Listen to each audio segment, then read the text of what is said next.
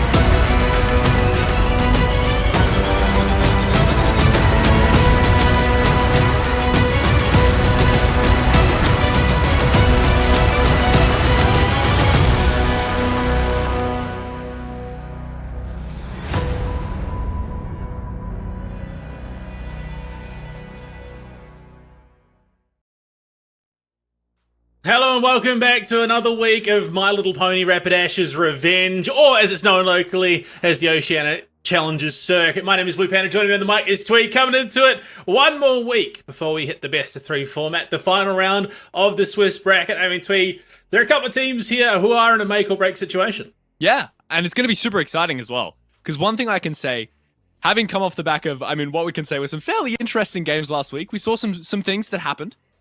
As we kept on saying, one thing we can say is that the games tonight, they're going to be high stakes, there's going to be action, there's going to be a lot of exciting gameplay, maybe some insane things. We never know. So yeah, I'm really looking forward to it, man. I can't wait to see what they've got in store for us. Look, there's always interesting stuff that goes down when it comes to the Oceanic Challenger Circuit or My Little Pony's Adventure. It's a really weird one in terms of teams will pick comfort more often than not. We do see things a little bit different than what we'd naturally expect internationally. But having a look at the two matches for tonight, of course, the final two matches in this Swiss bracket. We've got four teams, UQ Lol and Feeders Anon taking on each other in our first match, Himiko Toga's Shower and G Meow in the second. And of those four teams, UQ Lol definitely has been one that stands out to me, I think, the most. But the fact that they've now been taken to a 2-2 stage in the competition means that maybe they're not as all-powerful as they might have been. Yeah, no, I agree. I think that we did watch them play last week, and they did look fairly dominating. We can say that for sure. But maybe because the level of the competition is going to be a little bit higher this week, maybe because they're in this really tense situation where it's do or die, like it is. For all these teams, it's do or die. Maybe we're going to see the cracks start to form, or maybe we're going to see another dominating performance. UQ Lol, definitely a team to watch out for. On the second bracket, we've got Himiko Toga's Shower versus G Meow, and I got to say, I'm rooting for G Meow. I'm a sucker for profile pictures, and that's a good one right there. I can vouch for that. Molotov Cat goes hard, of course, especially, with the air of revolution about the competition, and they're ready to revolt. They're ready to really step on the throat of the oligarchs that are holding them down. So, coming into this matchup, best of one format still, and look, the best of one format is where things can get a little bit hectic, a little bit upsetting. Yep. Maybe you pick the wrong champion at the wrong time, and ultimately it comes back to bite you. But it does allow for some of those more unique, I'll use the word unique, because last week we saw some unique drafts that were played in some pretty unique ways. Yeah, no, I'm talking about the ones that didn't pay off. As in the 1 and 12, 1 and 14, Yone solo lane. It was hard game. Yeah, so sometimes the gamble works. Sometimes the gamble pays off, and you roll the legendary skin. You're happy. You have a good day. Sometimes you just get blue essence. It is right. Min-maxing at the end of the day. No, yeah, and the first match lineup going to come through now. I'm very excited for this one. This is the UQ Lol match. This is the hyped match. And I think last time was UQ Lol the team that picked the Mundo that just went rampant. Was that what we watched? Was that the other team? I'm not 100% sure. But if it was, been the other team. Yeah, if it was, then got an interesting match. But here we go. UQ Lol. Oh, it's this insane jungle name again. Luke on jungle. Luca Hiroji. He's about as close as I'm ever going to get. I think that was pretty impressive. Vajunga, Luke, River Knight, King Boomy, and Neka, and obviously Feeders Anon, Danny, Lucas, Govos, Dry One, and Frog. Is it DRI one or Dry One? I'm going to go with Dry just One. Dry. That's what I'm saying. A Dry One. Okay. And then, of course, look, UQ Lol coming into it. I don't even know how they found themselves in this position, because everyone knows that, those in Basing say don't go 2-2. They go 3-0. Yeah, 100%. 100%. Yeah, no, I'm really looking forward to seeing them play. I think one thing to watch out for, again, is going to be the way that the bot lane plays. Last time we watched UQ Lol, it was a big way that they won. And obviously, I haven't seen Feeders Anon play so far. I've only casted the UQ Lol match, so I'm aware of how powerful this team can be. But maybe Feeders Anon, maybe they got something in store for us. Where maybe Dry One and Frog can stand up to the standard that King Boomy and Neka set in the last game. And we're going to see that. In the draft, is there anything that we're expecting? Or is it, the OCC Classic where we have absolutely no idea until the champs start to get locked in? I think we are going to expect some of the norms. You're probably leaning towards, at least the top lane, Gwen, Rumble, and Bessa. Maybe Kasante definitely feels like he's been a little bit more absent in the top lane because there's been so much priority around that. And I suppose given that, internationally we're seeing the fearless draft, so you don't have those options to just go, back to the same champion every time. Whereas in the best of one, obviously it's one and done. So I think we are going to see the stronger picks coming out. The jungle, again, nothing crazy. Yeah. It's hard to call, especially at Oceania in a best of one format. I think the craziest pick we've seen so far. Shaco. We saw that last week. That was a good one. Yeah, Shaco, which won? Did as win. Well. Yeah. Whether or not it was the reason they won, that's a question we could ask. Yeah. Yeah, I don't know if I could put it down to that entirely, given that he died level. He died was a Mundo running around early that yeah. game. I seem to remember. No, that's right. He went aggressively into the jungle. They looked to collapse on him, and he just jumped over the wall and got away. But drew like 4 members in. So yeah, I suppose it was a success. It was a success. I'll give it to him. Thousands of law. It's the classic. But yeah, no, I think you're right to expect a little bit of the unexpected. To say it's a best of one, it's an elimination format, and it's an Ascension series. So this is not really the time where you're going to be seeing the stock standard picks. This is the time where the teams, they're going to be throwing everything at each other. This is not the time where you want to be seeing Cassante B1, because it's quite a boring champion. It's not the type of champion that makes a statement. You only got 1 game to make a statement, 1 game to ascend. And so we're going to see some scary picks. I think Gwen Rumble, you're exactly right, particularly in the top lane. The stake that Gwen is in right now, that is a champion that if they can play it, I expect to see it. Looking towards the mid, it's been a fairly standard meta, fairly similar meta. Obviously in the LCK, a lot of Ahri showing up. Yeah, no, I mean, the prevalence of Rod of Ages now just on pretty much everyone seems to be the go, just because of how much survivability it offers you, plus just sustain all the rest of it. But look, I don't know. I looking further down the line, Tweet. Yes. The changes that are coming to a certain formerly support, sometimes mid laner, Annie. How scary, how prevalent do you reckon Annie's going to be getting with the changes that are coming her way? I don't even want to speculate, man. I don't even want to speculate. I have enough Annie as is, and I see it once in a month. If I see more Annies in my solo queue games, it's, it could be the end of the Tweet TV solo queue arc. I'll tell you that much. That is a terrifying champion. Giving it any more power it's a choice that Riot has made, and it's not one that I stand by. But I guess we'll see what it does. Yeah. We'll see what it does. You know what's even scarier than an Annie? An Annie with free magic pen now built into her kit. Yeah. So yeah, it's going to be a wild time. No, personally, I didn't think Tibbs did enough damage. Yeah, I don't know. The draft is the meta is going to be very interesting. The draft, when we come to it, it is just going to be a little bit of a slight delay. So we'll throw it to a quick break on the other side. Well, hopefully we'll see what UQ LOL are going to be bringing to the table. Whether it's good enough or whether it's not, we'll have to see. We'll see you guys soon.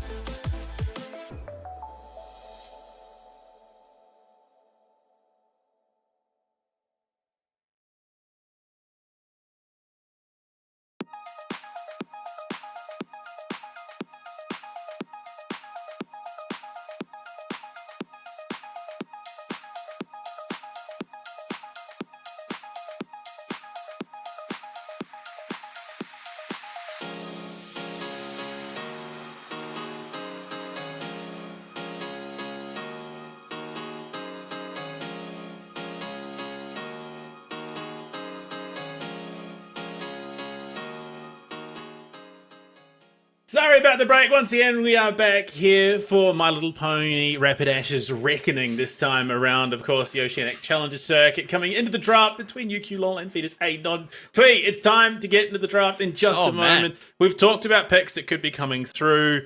In terms of what you are bringing, what is your priority pick? What is your opener for these teams if you're coming into a situation like this? 2-2, elimination is on the line. What are you picking first? What is your priority?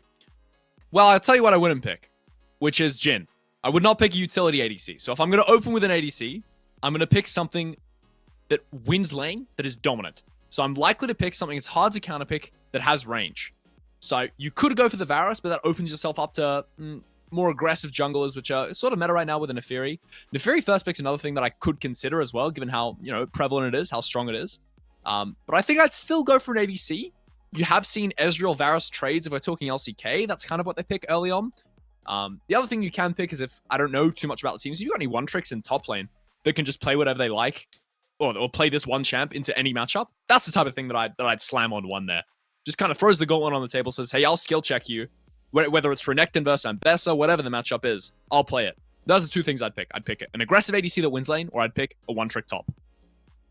Yeah, I mean, look, that sounds like a solid opener, honestly. You kind of want those solo lanes to be doing as well as you can, so I think that's the priorities. Yeah, you hit the nail on the head. That pretty much sums it up. You've got these big picks that you want to start things off, and we've seen what happens if you don't take one of those picks, and often just something that is a little bit silly, if we're being honest with ourselves, and how detrimental that can be. So, yeah, going into it, you're going to be prioritizing the strength that you want in those solo laners. I don't see Jhin making a reappearance after what happened last time. Yeah. But again, I've been wrong in the past. I am not, believe it or not, I am not the psychic, the be-all, end-all when it comes to understanding and breaking down current meta in League of Legends. No, because unfortunately I play cover commentary in Asia Pacific, and those guys can really just throw a curveball into they just pick what they like, dude. Yeah. Sometimes we have seen a couple of drafts that have really made me question whether or not I was built to be in this industry. But Karma top first time for the first time in the split comes to mind. That's a shocker. At your first international event of the year, but that's a completely different story. It did not work. It did not work at all. It was a horrendous showing. Either way, yeah, coming into this matchup, I'm hoping that we're not getting a first-time Karma in the top lane, because that would probably be throwing a little bit if I'm being honest. But as you jump into it, in first round of bans, I mean, Kalista has been a staple. Skarn has been so heavily prioritized in the ban phase. I mean, even Gwen, Rumble have seen priority in that ban phase. Yeah. So it really comes down to, what is it that teams really don't want to fight at this stage in the competition? Is there, Zed. Okay, so Zed in the mid lane, take that away from Govos, and potentially Lucas in the jungle. I would have thought so, but again, in this situation, anything is possible. Yeah, that's exactly as well what I was leaning towards, right? So obviously, that shows to me that Govos is someone who plays a lot of Zed. Victor taken away now for Revenite. Maybe that's a matchup that Govos isn't so comfortable with. Not really a champ I'd be too afraid of, but I was going to say, that Zed ban denies that first pick. And that's exactly what they're worried about. As the Xin Zhao comes through now, it's more of a conventional jungler ban. Gwen open, Rumble open, Skarner open. Three things I'm looking at. Yeah, I mean, Xin Zhao has been probably the most consistently strong, I'd argue, jungler at the moment. Yeah, Gwen in the top lane, targeting that away from Hajunga. He's just been so strong. I mean, it was technically a nerf. That's the crazy thing. Technically, Gwen received a nerf in the latest patch, but it still meant that she's that much more, solid when it comes to top lane early on. Ezreal and Alistar, the follow-ups there. So clearly, Feed isn't on. Varus is open. Yeah, there we go. Yeah, Varus Alistar, I don't think is that scary a combo. So obviously, probably leaning to the more immobile AD carries if Alistar is a first round ban from Feeders. Yeah. So Tristana, I like it because obviously it allows for the pivot into the mid lane. So it is technically a flex pick. It doesn't have to go down. I believe it's Drive 1, Twitch chat Z, Drive 1 down in the bot lane. But the Jarvan comes out. This is unplayable. Right. Yeah, I think, honestly, Jarvan is a few tiers down in the current state of jungle in terms of what is good. But, okay, it's dry. Apparently it's dry. Just dry.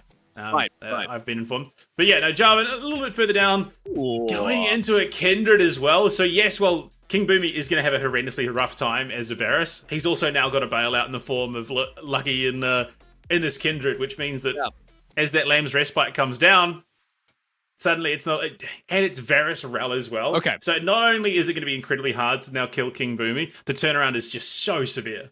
Yeah, 100%. And I was going to say that the thing that interests me, right, Lucas opting for J4 when the Fury. Obviously, the idea is, like, they've picked Varus. They've picked, I mean, they didn't pick Kindred at the time. They picked the mobile ADC. You want to make this game unplayable. First picking the mobile ADC. That's why the Rakan's been picked up. Why the Varus, sorry, why the Big Wolves. They also know the Fury, which is really interesting. Every time the Varus pick, Fury follows up. So now the Renekton and Bessigans trade in top lane. The Fury follows up. It's not playable for the Varus. Galio ban. Yeah, it's just top and mid left. Galio. Yeah, I think they're trying to now remove as much bailout as they possibly can from UQ LoL, because yes, you've got the Lamb's Respite. As soon as that hero's entrance comes down as well, all of a sudden it just becomes even harder to kill. And yeah, Renekton banned, Orianna banned. I think Orianna was kind of just like a staple. You got a Jarvan already. That's the ball delivery system. It was a pretty safe ban, I think, from UQ LoL. They're going to go for the Ari as the next pick for Govos, so this is going to be a Tristana and Rakan bot lane, which, yeah, they're still holding off. I think Feeders and Non are just going to leave that last pick so that they can counter pick if they want. Rumble being open feels like a bit of a bait, so Rev Knight, Sylas in the mid lane. Potentially a Sylas top, which is not unseen. Ooh. Okay, so Sylas mid, Aatrox top lane. They're saying, go for it. Go. Pick Blinding that Rumble, Aatrox, by the way, is insane. Yeah. That is ballsy as hell. So here's the Sylas Aatrox now. Man, that's a scary little 4-5. We see what they have into it. I was predicting Rumble because the Galio... What is that, champ? Hello.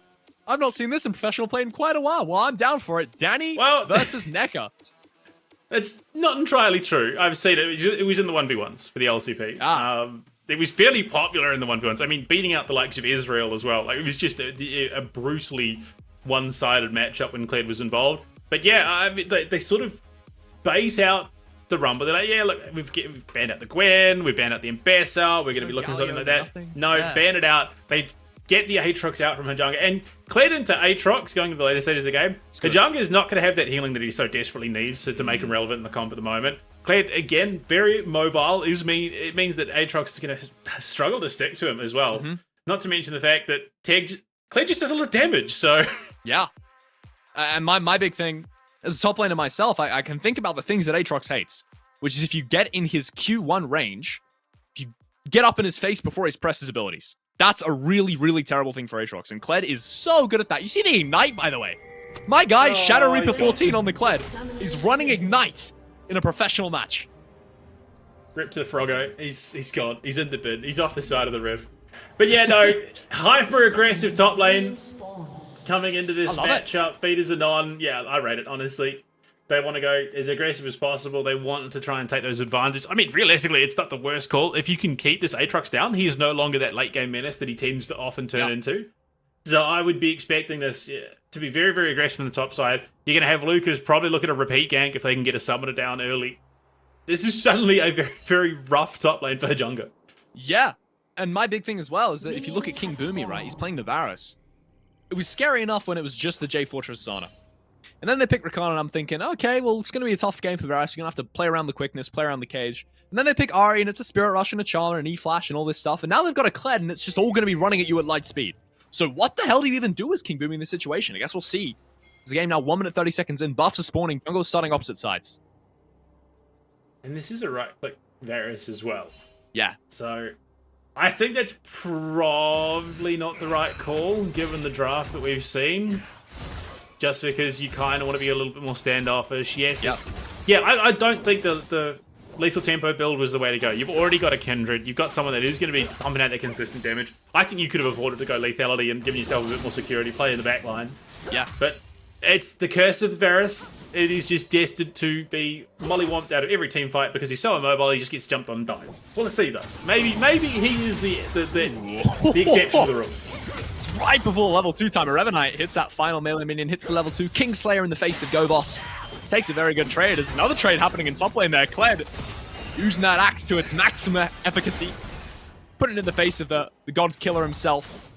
But I was going to say, I think the big thing, while it's unplayable for Varus late game, actually Flash was lost in the bot side. If you look at that. I was going to say, the thing they need to do for King Boomy, right, is you need to win lane. Because all that trouble goes away if you can just start tapping people. If you've got enough gold to get toward those defensive items, it's going to be playable for him. I mean, the thing is, it's a Tristana, so you've already got silly range. Vision, so actually. they're going to have a hard time trying to set up for anything. Plus the return. Lucas is going to be very aware. The jump over the wall, you can see the collapse. Oh, he's on Spider-Man. Flag and drag actually going to go all over Luke's face there. Now he's going to dodge the E-Flash with some beautiful reaction time. The chains going to land in the face of the J4 as the quickness coming through. Rakan knocks out the Luke Ignite on the face, but Govos has gone down to the mid laner. Flash over the wall to secure the Kindred. But here's Nekka, and he's here to support his mid laner and just annihilating the rest of Feeders and none. They just go down. Trading topside though, it's not over yet. Cled's now being dismounted. Dodge the Aatrox Q2, flashes the Q3, igniting the face. S-Key in front of the Aatrox to establish authority is another solo kill in the bot side. The Varus this time dying to the Tristana. Flash advantage punished heavily. What is going on in this game? I'm so glad we've got to leave the Temple Varus. Yeah. Oh dear. Yeah, the top lane, I don't know why Aatrox is trying to fight at all. That's kind of what Kled does. He just man fights everything. That's his whole shtick. Yeah. He was just quite happy to fight. They took too long on the collapse trying to deal with Luke on this Kindred, who is going to be looking very aggressive, and we are going to get a replay for it too. So, I mean, you see the pathing here. Govos tries to make something happen. The flash charm is well off the mark, and it allows Rev Knight, who was following actually ahead of Govos, to go in. They find that opening. It will be a kill traded back. It's unfortunately Frog that picks it up. So the Rakan, 400 gold, yay, in the pocket. Only going to do so much, really, and he's burnt the flash. Securing that kill means that he can't get out, and then, of course, yeah, it's Kled. He's demounted, he's going to be hitting a lot harder, he's got the Ignite, and then it's a Tristana into a Varus. Tristana, early game, is always going to win that if she can get the stacks up. Yeah, a lot of work cut out for you there. That was some motivating on the replays. As my work is, in fact, only getting harder. Luke now on the top side. Going to walk over a ward. Shadow Reaper knows exactly what's going on. The Kled not going to be perturbed from pushing out waves. The Scuttle going to be taken away by the J4. Now Kindred retreats into our blue side. And the game has settled down significantly to the chaos that we just witnessed. Yeah, it's a wild time. It's always an interesting time when Oceania is involved. So getting that early aggression, that early pressure for UQ Law would have been great, especially for the Kindred, who's going to be looking to try and snowball. Unfortunately, then losing out in 2 solo fights as well kind of just nullifies all that momentum that you generate. Yes, they've got a gold lead, a pretty decent one as well for this stage in the game, but now suddenly this top lane becomes pretty unviable. Hajanga's going to have to play incredibly passively. You see he's already opted into the cloth armor off that first buy because that's the best thing he can do right now. Yeah. Whereas a pickaxe is the response from Shadow Reaper. I just don't see the solo lane getting much better, even with 6. Yeah. The big thing to point out, though, is that Shadow Reaper has Flash. Sorry, doesn't have Flash, and FTR does. So if there is a way to come back in top lane, it's going to be off the back of Luke. They've already tried a jungle play. Luke's now on the wrong side of the map for it. Demount's good, though. FTR getting the mount off. Kled's most dangerous when he's just about to demount. When he's actually dismounted, he doesn't really want to take the trade. Level 6 timer for Rev Knight's pretty good. Top's getting slightly better there. Cloth armor. Responsible purchase, as you said, but Drake's now up 50 seconds past its spawn timer. And both junglers on the bot side of the map. I mean, this is a potential. Yeah, okay, with Red Knight coming down, this is a very viable tower dive if they want to look for it here. But you can see the call's already been made.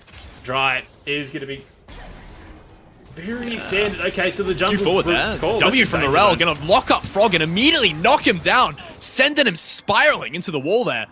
Luke with the last set, DR1. Knows he has nothing to do but run away. Going to trade back with the Kindred, getting a little bit overzealous potentially.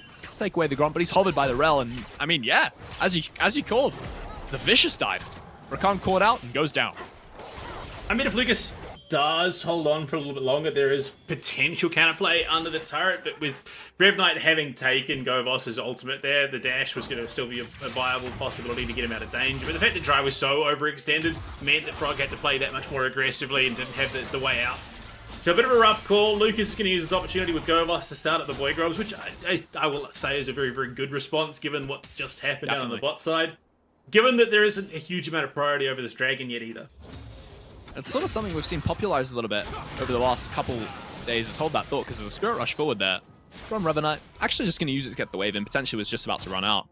But the Drake just being left alone. Something we see in Korea. I'm not sure how I feel about it, but obviously these teams don't feel they're in a position to be able to take that first aggressive step towards the Mountain Drake. And it's fair enough. Game is precariously balanced. Absolutely. Ooh, another re-forwards though. Bear trap on a rope not landed, and Shadow Reaper with a Q. My goodness. Insane trade onto FTR. Look how aggressive he's playing. It's what's so beautiful about Kleb. The HP, it just doesn't matter. Yeah, I mean, not to mention, he's got the ignite. He's actually ulted forwards there. He's landed the E. There's the bear trap on a rope. Flash away from FTR. But he's been ignited. He's been a shotgun in his face. He's going to barely escape with his life. Using the World Ender to retreat. Not what it was intended for. But it's going to have that functionality. Is the Drake going to be started up on the opposite side of the map? A little bit of a trade.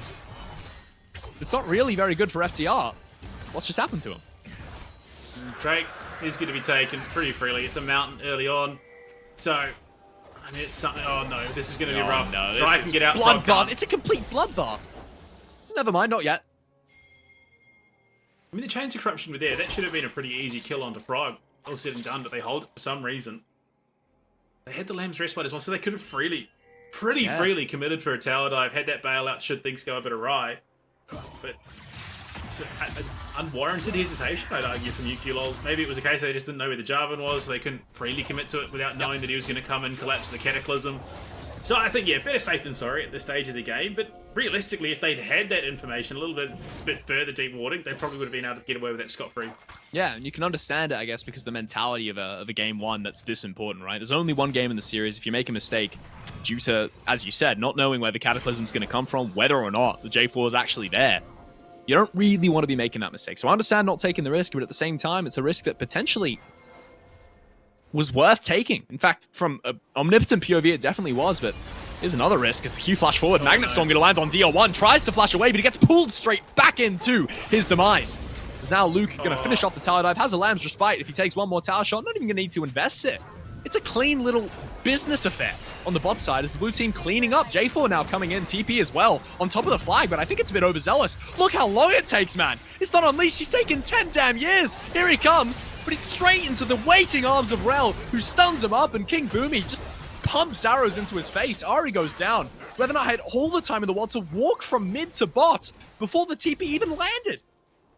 Govas also could have dashed backwards towards this turret for safety. Yeah, look. I had a bit of concern because I saw that Dry had been hit by the Magnet Storm and was sort of shuffling around, but we'll see. I think he should be fine. We had an issue with that at the LCP. It was a Cassante that got caught out while using the ultimate in the middle of a Magnet Storm, and he just broke completely. Could not attack anything unless the ulti was popped. So Dry was sliding around a little. Okay. Charge is the call, and that's exactly what J4 is going to do here. Has the Cataclysm well and opted into, but he eased before the J4 ult. And so now he's trapped in the walls, and Shadow Reaper, the beneficiary of that, takes out the Aatrox. No flash because of the previous all-in. And a punish from the red side team. It's good on the top side. Oh, Govos doesn't have wards down. Okay, they've got the pinks. They now know Govos is going to pull back, but yeah, maybe a little bit of tilt setting in because I mean, we saw that earlier. Oh boy, I mean, it's another engage here. This time it's a Kindred with a Kraken Slayer just running down Govos. He has no ultimate, has to use the flash, but it's not even good enough. The range of the Kindred is long and the reach is deadly. Down goes Ari. It's FTR now TP'd back in the top lane. Shadow Reaper tries to take a trade. I think he wins this though. Oh no, can't get the rage back. Doesn't even matter.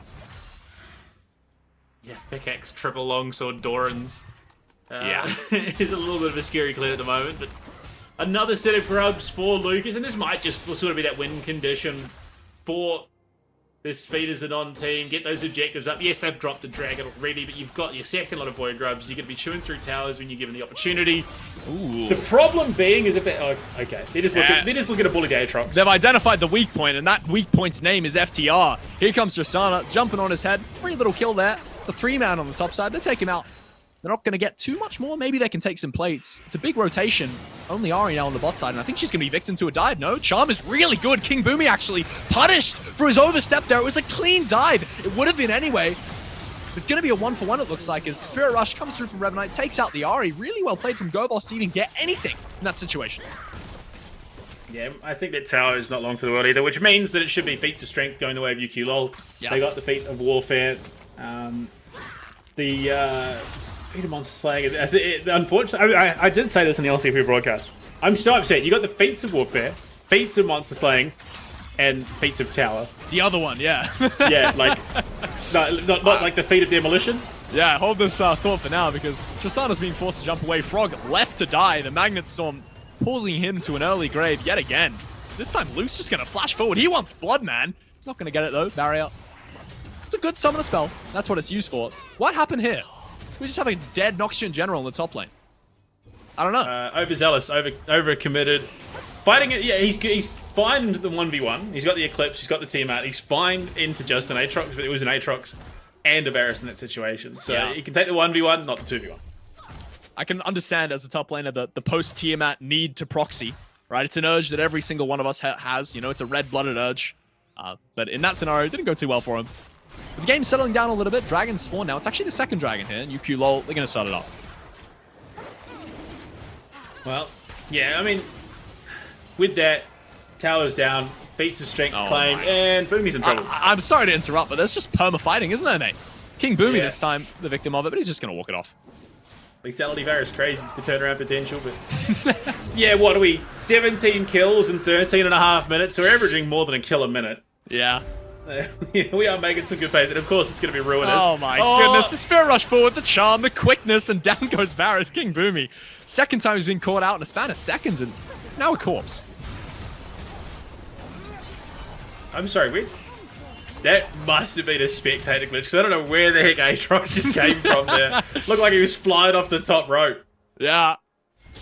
Could have been the Chemtech map. Blast Cone just came through. Yeah, that's what the observers... Yeah, it must have been. It Zooming was just in on. the way he showed up on screen. Looked like he was, he was like some WWE off the top rope moment. Yeah. Hitting them with the double fist hammer. So fair. Well, where does this leave us, man? In a second, you can think about that question, because there's a Cataclysm coming through Flag and Drag. Revenite this time going to use the Cataclysm of his own, forcing out the J4's flash, but there's 3 members of the red side team here collapsing. There's an Auction General charging in the front line. Revenite has nothing to save him from this Kled, apart from a massive Blast Cone, so I guess that was a bit anticlimactic. He's just walked it off. Nekka this time using the Lambs of Slight, but not for long as the Q flash forward going to take down Luke. Nekka next to fall. This is a beautiful fight for Vidi's and on. There's no flash on this Rel. She has the Magnus Storm in a matter of seconds. Is she going to get there in time? No, I don't think so. Kled might overstep, but he's gonna get the kill as here comes the World Ender. It's a 1v4 for him, but he's getting burst down. The Tristana damage is so high. He's forced to back off as King Boomy trying to glide, trying to play the fight, but he can't. It's a triple kill for the Kled, quadra kill for Fiddiz Anon as the 4th member of FTR goes down, and Revenite now, he's coming to try and clean up the situation. I don't think it's going to go too badly for him. Already managed to pick up the 1. Maybe he's going to get the 2nd here as the Kingslayer used to heal him back up as Govos now. No charm, but a quick sidestep. Quick little footwork there. Frog coming in, has a W in any second. Spirit Rush now back online from the start of that fight. That's how damn long that lasted. I think it might be over any second as the Q really sidestep there by Revenite, and I think that's it. What a chaotic series of events. Yeah. I mean, the fact that, okay, so this Kled is actually just committing fraud right now. Like, there is no way he should have got away with that. He dismounted twice to this joint, a tower strike. Lucas is dead. Who cares? Leave it. He got a tower. That was it. That's all he was really doing. Yeah. He's 0-2. Not the end of the world. But yeah, so he disjoints 2 tower shots in the dismount to survive there. Remounts in the middle of it. That was absolutely absurd. There is no way Kled should have been able to survive that log and set up as much as he did in that team fight. Yeah. He's making it look real good as the Rift Herald now up and available. Who do you think's up from that, though? Because it was a bloody mess on both sides. Who's winning? I have no idea. Well, I mean, the gap's closed. It's sitting about at 600 gold, but they get a massive shutdown off of Luke on that Kindred. Yeah. I mean, that was what, nearly 700 gold shutdown that went the way of the Kled, I believe. But you look at it, he's 2,100 gold ahead of FTR right now. Oh my god. Yeah, that's insane. That is completely insane. There's a Rift Herald up and available. And actually mid-priority being seized by Fiddiz and on. That's impressive, given the situation that Bot was in at the start. Absolutely criminal scenes. This is just ridiculous. I don't know how you pull that off, honestly, but he did. And he's doing it again. Oh, yeah, nice. There's a face checker. Look at the damage from the bear trap on a rope. Actually uses the E to disengage. That's not very brave of the Kled player. And here comes a charge from Silas. I think Revenite actually might have caught something on his... I take it back. The fishing rod is completely lethal. Kled is not the fish you want to pull up as he's doing so much damage. Finally goes down to a 3-man as a Spirit Rush TP. It's similar to what we saw in the bot lane, but less of an int this time from Govos as he's going to maybe take out Revenite. Has to space the... Oh. I have no words for that. It's an E-flash. I was going to say he has to space the Kingslayer, but if you just do that, charm him up, lock him down, he's just going to die. It's beautiful as the Flag and Dragon land on 2. There's another fight in the mid-side here. Quickness invested. He's being spaced. He's being knocked up. Not going to find connection with King Boomy. Turned around on the faces of Fiddiz and on. UQ lol, they're taking a stand in this game. But But Feeders are on. They've managed to turn it back around. King Boomy goes down in the ADC differential. It's being established in this game, but I think FTR, yeah, with the assistance of the Kindred, going to take out the Rakan. And it's just more fighting, man. It's just more bloody. 32 kills in this game. And a dead Ari in top lane. I mean, look. If they didn't fight mid lane, that was 100% a win for Feeders and On. Like, they were just able to punish so heavily. Yes, Kled dies, but he burns 2 ultimates for his trouble. He's about to find another solo kill onto this Aatrox, potentially. Does look like that. Yeah, I mean, there's not too much going on here. It's a W from Aatrox. Actually, good damage there from FTR. Stunted Sky, obviously, turns him into a bit of a lethal menace. Look at the Kled build, by the way. Just want to point that out. Yeah, nothing like a Eclipse Tiamat into Dominic's Regard build. I mean, that's the classic. It's going to work pretty well, given that he is going to be pretty low health compared to everyone else that he's fighting. Wait, hold on. What build path is Boomy on right now? Hullbreaker. Oh, it's Hullbreaker. It's Hullbreaker. Okay. It's Hullbreaker. I hate it. I was going to say, this is a bold choice. Oh, I hate it so much. Sidestep on the Charm is pretty, though. Drake spawned again. It's third Drake this time. Oh, dear. I don't even know. This game is... I mean, with, again, 32 kills at 19 minutes. Yeah. Must be fun from an analyst perspective. Trying to get the ins and outs of the gameplay, and actually what's happening is they're just throwing stuff at the screen. Not really too much to go on, you know, mentally in this game. It's just mechanics, man. They're just fighting. Which I'm happy for. This is just insanity. This is just nonsense. The fact that this cob is working as well as it is comes purely off the back of it. Luke on the Kindred is playing as aggressively as he has. 9-2 on the Kindred as well. He's only, what, 8 CS behind, 11 CS behind, give or take. He's had a pretty darn good game. And you look, he's got 10 marks under the belt as well. Wow. So he's only just been 19 minutes. out of his mind. That's crazy. Yeah, well, I mean, Atacon's going to spawn in 15 seconds from now. I think you're right. I think UQ LoL firmly in the lead. There's going to have to be some heroics here. Shadow Reaper, he's up to the occasion. We've seen it so far. But I think the 1v1 is a little bit more scary now. Side lane, not as dominant as it once was. No, he wins the 1v1. Definitely, I think. But any more than that, yeah, it's an absolute mess. And, oh, boy. Oh, boy. King Boomy, is the charge coming through? Noxian General, look at the damage! Popped before the Lambs Respite could even finish! And Shadow Reaper has just reaped death on the ADC of UQ LoL. He's managed to make an escape well and a Q flash forward from FTR, trying to establish some form of dominance as a Magnet Storm W, huge, and it's quickness as well. Just everyone on both teams being locked up, a 3-man flag and drag, complete carnage in the mid lane. Here comes Revenite though, Spirit rushing forwards, Kingslayer onto the Rakan, and only Gobos left standing on the side of Feeders and On after a very bloody, just cataclysm of events in the mid lane. Oh, the iconic, I'm Jarvan, I'm helping. Hello, ADC, would you also like to be locked into a team fight? Because, yeah, that entire fight Dry was just in the thick of it, in the middle of a cataclysm. Yes, he'd been jumped on by everything, but there was no way he was escaping after the fact. Oh, dear. Critical. I mean, they commit so heavily onto Boomy. They waste so much, he's stuck so close to the tower. Rev Knight is just doing so much damage at that stage. He's had an absolute stunner of a game. He's 4-1-8 himself in the mid lane. He's just dominated. He's had lane tempo. He's controlled the pace of the game. He's been able to roam pretty freely the entire time. And, yeah, look at him. He's sitting pretty in the money. He's got a stacked up Rod of the Ages. He's got his Ref Maker. Anyone that he's fighting, he's winning that fight. 100%. Yeah. There's no two ways about it. And unfortunately, Dry on the Tristana into a hull breaker Gwen Sue's Varus is still struggling. Like, that's the crazy thing. This Tristana is still having a horrendous time. Yeah. And there's a certain type of team fight that's really fun to play by Paycast, right? The type of team fight where everything's so clean, everything like in unison, it's a pretty front to back. I'm going to hold this thought. Never mind, I'm not. Revenant's going to walk out. And then there's the type of team fight that we just witnessed, where everything is used at the same time and it hits everyone. And there's nothing you can do but just stare at it as I'm staring at the screen right now. What is going on? No. One. He's going to get killed by the Gromp. He's dead. Gromp has just... Lucas just killed Dry. Drive-by from Gromp, but here comes J4. I've got no words. Just laughter escaping my lips as Gobos is here as well. It's a Spirit Rush, a massive quickness. Here's King Boomy on the Varus, and finally getting uptime is he. 2 more bodies in the river. Another drop in the bucket. It's a big bloody bucket, this river. And Gobos, Lucas just straight up killed Dry there. Because he was the one that tagged Gromp. Wended jumped onto the Kindred, while Gromp's like, hey, what? guys, what was going on? And then just finds poor Dry and Oh my insta-gives him. It's suicide from the Ari. I mean, it's fair enough. Yeah, jumps into the wall, flashes over. The Gromp that was started up by the Jarvan walks over and says, "What's up, mate?" Oh.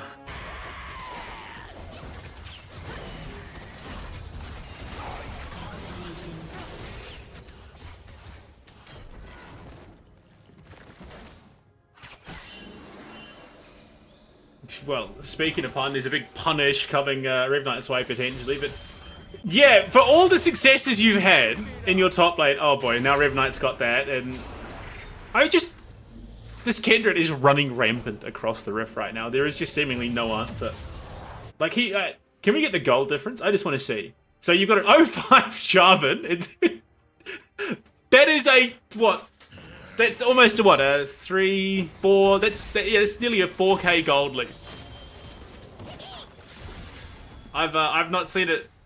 I've not seen a deficit that significant in a role in such a long time. That is insanity at this stage in the match. But as it is, it's not over. It's far from over. Tristana scales again well into the late game, but I just don't know how much longer this game has to go. It isn't on, given that we're what, 28, 42 kills deep at 24 minutes of play.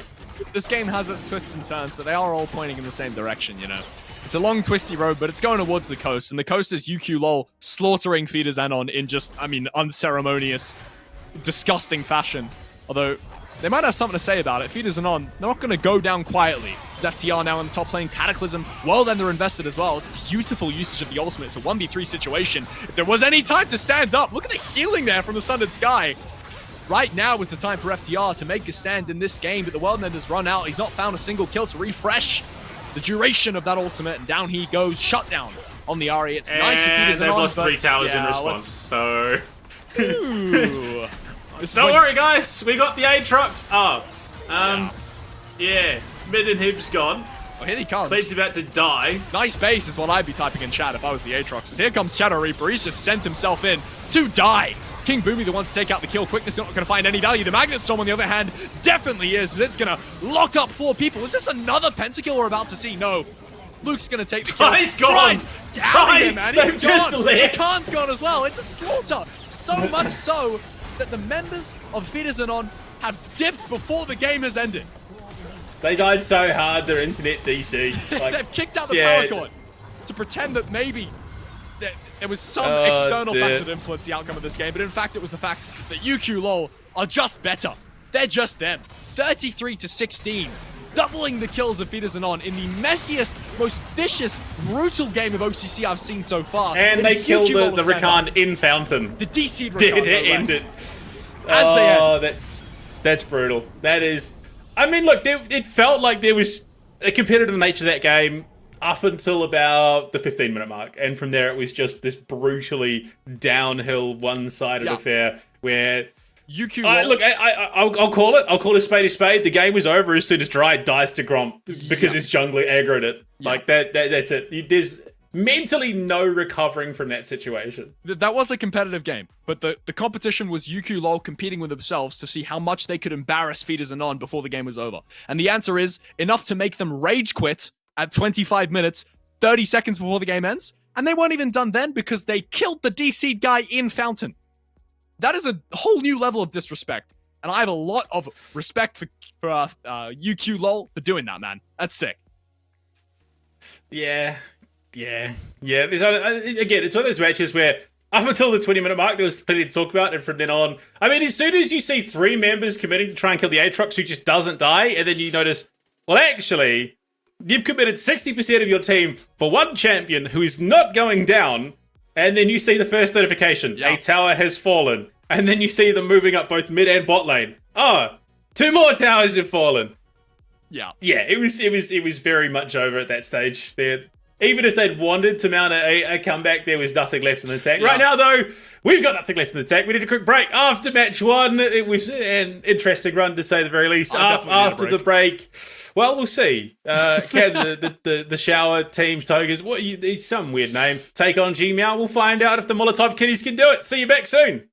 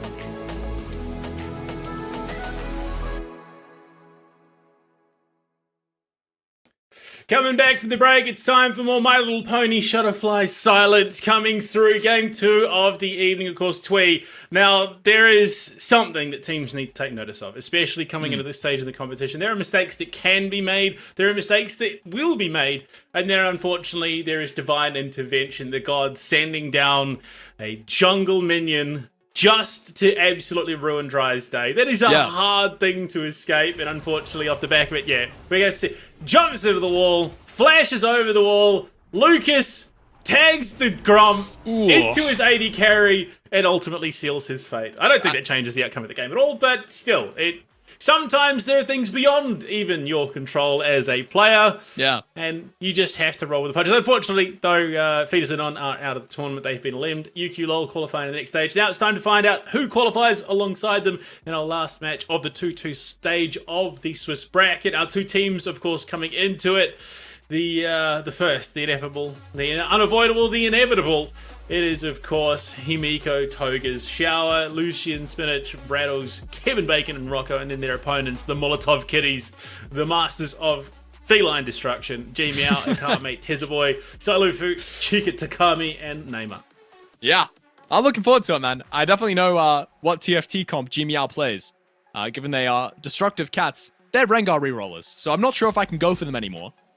Given the prevalence of that. But this is League of Legends we're talking about. I don't expect to see Rengar get picked. I don't actually expect to see any cats of any variety get picked. If I see a Yuumi get picked, oh boy. You know, there's going to be some feelings that bubble up in my soul, in my heart, maybe in my mouth. And I'll try to keep them in there, you know. I really hope we don't see Yuumi. We're going to see some crazy stuff, though. We saw some crazy stuff last game. Hopefully this game's even better, man. I'm looking forward to it. Absolutely. I mean, we saw the Aatrox Kled matchup. I think if I'm being perfectly honest, I think Kled still technically won that. I don't think that's really in debate. It wasn't close. It was a cooking session. He absolutely was just outpacing that Aatrox entirely. It was pretty much everywhere else that sort of struggled for the side of Feeders and Non. So I don't think we've seen the Kled again, if I'm being perfectly honest. I don't think it is really that viable. To be fair, it was a pretty solid reactionary final pick, you know, just having that counter in your back pocket. Yeah, they really looked like they were trying to bait in the Rumble pick, and they clearly had a plan otherwise. But I mean, going into it, I think we're seeing pretty vanilla, pretty stock standard picks on the whole. I'm not expecting anything too crazy. The Varus was a bit of a wild card in that game. I think that was, again, a hugely outlying Varus in the grand scheme of what we traditionally see them. And it was purely because of the fact that the Kindred was so aggressive and playing so far off the front foot. Suddenly, all that priority, all that attention was dragged away from King Boomy, and he was just allowed to do what he wanted to. My question to you is, do you expect either Kevin Bacon or Chika Takami to fall victim to another Grump solo kill? Are we going to see that this game? Anyone going to make the same mistake? I don't think that it is going to be an issue at all. Kevin Bacon, notoriously quick on his feet. Some would say very loose on his feet. Yeah, should be able to dance around the issues. Even though that is banned in this town. But yeah, he's going to be fine. He's going to be perfectly fine. He knows when to leave. He knows when to take a chance. He's not playing hollow by any stretch of the imagination. He's not a sleeper. He knows exactly what he needs to do. It's almost as if he can see what is in the water. He, feels the stir of echoes on the rift, as it were, and he's not going to be following down the same path that we saw from Dry. I'm impressed by myself there. But that was good. That was impressive. Unfortunately, it's probably dating myself. All of those, no one's going to know what I'm talking about. But coming into this matchup, again, do or die, gives you the room for shenanigans. You can pick some wild out there picks and probably get away with it, as we saw. But in the grand scheme, the lesson has been learned, or it has to have been learned. Do not tag Grump and then immediately leave it to kill you. Don't mess with Grump on its turf, man. That thing likes its territory. It will defend it vehemently. That's what happens. I mean, we saw in the start of that game, Frog jumps off the side of the map, and then Grump decides he's had enough, watching his brethren leap to their death at the start of every single game. There's only so much of that you can take, man. And so you gotta get vicious, and that's what Grump did. So maybe in this game, we'll see if it's calmed down a little bit. I'm hoping it has. I think it'd be embarrassing for any of these players to get killed by Grump. But in draft, let's talk draft for a second. All right, last game, it was a bit contentious. All right, there was a Kled that happened. The Kled was effective. It was. I mean, it dominated the lane. Yeah. Even without intervention elsewhere. He pretty purely dominated that lane. Definitely. My question is, do you expect to see any particular spicy picks this game? Anything you want to go on a limb and speculate about? I know you're a fan of the Singed. Are we expecting to see the Singed? Is that the crazy Look, pick? I think Singed will have a place in the meta at some point. Okay. He's now easy mode. It does mean you can kind of freely just sort of play. Like, you can play a little more aggressive. You can go up and smack your opponents. I think it's going to be like an intensely niche matchup that you're going to be playing that in. If we see it, it's going to be like the 0-7 or 0-6 team at that point. No shade being thrown at all, going up against the first seed in the final week of play. I'm not quite sure we can get that matchup, but yeah, it's going to be a shenanigan. I mean, it's going to be like, the LCP versus LCK matchup at first stand, where they're like, we'll just pick Z mid. Singed Nunu, bro. Yeah. Singed Nunu, 100%. Look, I don't think it's going to be a viable pick in pro play, but I mean, it does mean that he's got easy mode. Singed is sold out. He's gone easy mode. He's got that arcane money, and he's sitting happy with the, he's like, I don't have to try anymore. I'm just going to, he's bumped up the gas. He's got higher quality materials, and now all of a sudden he doesn't have to work his butt off anymore to make things happen. The first of many lines of a large line of League of Legends characters that have sold out. Aurelion Sol sold his soul. He did. He's become a very boring character. I prefer the old version. Definitely not going to see an A-Sol. I don't expect to see that. He's actually fallen off quite a lot in professional play, actually. It's a champ that we haven't seen in a very long time. And I'm grateful for it. I don't like that character, I'll be honest. A few other characters have fallen victim to that little thing where they sell their soul, they sell their difficulty, but hopefully in this game, we're going to see a little bit of an interesting matchup. Maybe you're going to see some high-skill characters. I'd like to see an Irelia. I'd like to see a Yone. I'm hesitant to say that because we saw a Yone last week, and I didn't like to see that. But here comes draft. Here we go. Let's go, man. Well, we'll have to see. In terms of first-round bans, probably seeing something like the Gwen, the Skarner, potentially the Rumble as well. Yeah. I think you're probably looking at ADC. Lilia has seen an uptick in play. I mean, yeah, she's been hit with a nerf. I think she was hit with a little bit of a nerf in the last round of patches. I think it was purely reverting. So not technically a nerf, but they were reverting. I think it was the AP percentage scaling that she had increased. So it's has been very, very strong. Has had a few standout moments over the last couple of months in terms of pro play. So I'm not surprised that it's going to be taken. Okay, that one I'm a little surprised by. Okay, we got the Zillion ban coming through. Okay, so look, there is one dude apparently in solo queue who is just like a menace, is tank top lane Zillion. Like the guy's master or something ridiculous playing the champion. I think it's probably more targeted away towards Rocco in an attempt to keep Kevin Bacon alive. But okay. Talia, so we've got one team that's taking the draft very, very seriously and banning what you would expect to be banned. And then you've got G Meow who says, we don't like that old guy. He's a bit weird. Yeah, we don't like that old guy either. Honestly, I'm glad to not see a Zillion in this game. Screw that guy. I don't like the ultimate. Question to you. Do you think that Lilia ban to Leah ban heralds anything in particular? Like, is there a jungler, like maybe a dash-centric jungler that doesn't want to play against either of those champs? Well, I'm trying to think. Talia to me indicates more towards a melee mid laner, I would have thought, just because she can be so punishing there. So, but yeah, something along the lines of a Zed, maybe even a Sylas, something that's going to be a little bit more aggressive. Sylas, you're not necessarily going into a draft saying, yeah, we're 100% going for a Sylas, because it's more of a reactionary pick than anything. Lilia has just been a bit of a bully. They're going the Ahri as well. So again, everything right now is leading towards probably either a Victor. A Victor, I think, is probably their target pick for the mid lane from what I'm seeing so far, or a melee mid laner. And G Meow, they hate pirates, they hate Zillion. Actually, the one thing I will say about Zillion, so I learned the other day, in Wild Rift, I think it's his E, functions a little bit differently. It chucks down an AoE that slows down projectiles from the enemy team and speeds up your own teams.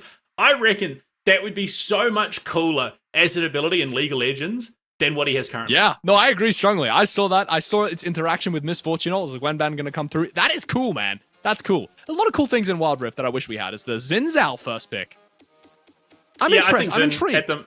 Xin has to be, at the moment, like one of the most high priority junglers in the meta at the moment. Skarner's not as strong. And okay, they're just going to immediately respond with an Ivern, which to me leans towards potentially the dual ADs, both the Sai and then down to Chica in the bot lane. So probably a Tristana and then Varus. Varus is going to be picked up immediately. So I'm expecting a Tristana to come out. That's a flex too, the Varus. Potentially a Corki, yeah. So I think maybe there's a Corki to come through. Corki would be an interesting one. Yeah, they're gonna be gunning for Tristana or Corki, I think. Yeah, the reason for that, the Ivan the Enchanter, he wants to help out the ADs. So yeah, AD mid ADC would make a lot of sense. The Swain now picked up. Immobile is Varus, so Swain's not a bad matchup for her. Obviously, he's using that grasp in hand to find some damage. It's a good pick there. I wonder what you pair it with, though. Is it the support or is it the ADC, do you think? Swain, I mean, with Talia, Ari Ban, could even be mid lane. It's an ADC. Swain, Tarek, if that is the bot lane, though, that is very scary. Yeah, I mean, it's hard. Swain just has so much set up already for the pull. Varus, classic Varus. Yeah, this is that quintessential game that we've seen through Split 1. Oh, and a Silas. Silas has some great ultimates to steal, mind you. Yeah. Yeah. They kind of set themselves up for that as well, by the way. They've banned Talia, and they've picked 3 insane ultimates. So I wonder if maybe they have something cooked into Silas, because it does kind of like... That leads me to believe they almost wanted GBL to pick Well, I mean, Silas, Swain can glaringly obvious. Swain can be a flex either top mid or bot lane, even if you wanted to get, funky with it. Tarek could go top lane, but probably not, given that we haven't seen a Tarek top lane since before the rework. Like, he was crazy in the top lane before the rework. It was just the most ridiculous thing with Shatter. But Twitch going to be banned out by Gmeow, a champion that I would not have expected. Yeah. The Rise now? Wow. There's a lot of interesting bans this game, man. We got an old man, we got a rune mage, we got a little rat. This is shocking. I'm shocked by this. Maybe they're scrimmed against each other. Maybe they know something we don't. That's what I'm leaning towards here. You'd have to hope. I mean, yeah, Tristana. Okay, so Tristana would have been a decent mid lane. I think into the Silas would have had a much easier time. Camille ban. And okay, the Camille Rise ban. Camille lane. Ban. What does that mean? So I think we're looking top. I'm going to say top mid for Himiko Toga's Shower, and then you're probably looking support top for Gmeow. I think they want to pick a tank top Shower. Like, if you're banning Camille Rise, you want to pick that's going to be Maokai support. I reckon. Camille Rise ban to me signals you want to pick a champ that doesn't lose to scaling, which generally is going to be a tank. Like, generally it's like, hey, we want to pick Gragas, so we want to pick... Okay, so Swain mid, Ashe bot lane. Ashe Tarek. Okay. Ashe Tarek is not a lane that I would have expected. Loses to Varus, right? Sure, I think, definitely struggles. Olaf top lane. I was completely wrong. That's not a tank. Holy. So this is just like an insane, like, straight up man fighting comp that we're seeing out of Himiko Toga's Shower. They are 100% at any point in the game, they are ready to drop gloves and start fighting. Jax is going to be the response for Gmeow on the top lane. Yeah. I think on just pure team fight potential, Himiko Toga's Show, if they have even a good game, this just becomes a face roll comp. And you cannot, I'm assuming it's probably going to be the Swain or the Olaf, even the Zinzao, that you're going to be using the ultimate from the Tarek. They're just not going to die. Probably the Olaf, honestly, because he's just going to scale up into infinity in the middle of that fight and then just steamroll. I don't think it's live yet. The patch change, I think it's coming for Olaf, where his E, I think it's the casting time scales now with attack speed. Yep. So it casts faster. Yeah, so it's not live at the moment, which would have made it even more scary.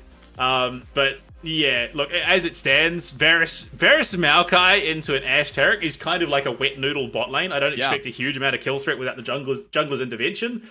Olaf, Jax probably going to be fighting a lot. Swain, I mean, it's not the freest lane against a Silas. I think realistically both should be able to trade and sustain reasonably well. There's a chance that Brattlers can sort of zone it out, but I mean, when it comes to the 5v5, even the 4v5, Himiko Toga's Shower is just the scariest comp you could be fighting in. You're gonna have to, if you're this poor Varus, you are gonna have to be fancy feeding all over a team fight.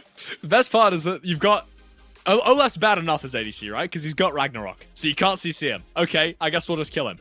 Actually, he's invulnerable as well. You have an invulnerable ghosted Olaf that can't be CC'd right-clicking on you. That's a recipe for death, and there's no real solution to that. The thing I want to point out, though, is I think that the impact of Silas in this comp, there's a double mystical tree as well on the side of Gmeow. There's a lot of facilitation for the carries. And the 3 carries they've chosen can all hyper carry with Elite. Every single one of those single carries, particularly versus that comp. I'm looking at Jax. Counter-Strike is insane.